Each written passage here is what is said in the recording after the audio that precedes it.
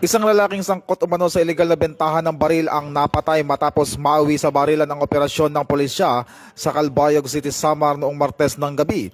Kinilala ang sospek na si alias Ronron, residente ng barangay Looc, Calbayog City.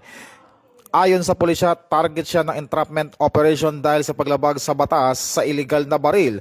Nang maghinala umano ang sospek sa transaksyon, pinaputokan niya ang mga pulis dahilan upang gumanti ang mga pulis bilang pagtatanggol sa sarili at tinamaan ng bala ang sospek. Isinugod pa siya sa ospital ngunit idineklarang patay dakong alas 10 ng gabi. Narecover sa lugar ang isang baril, mga bala, hinihinalang iligal na droga at buy-bus money na nagkakalaga ng 15,000 pesos. Patuloy pa ang investigasyon ng pulisya sa naturang insidente.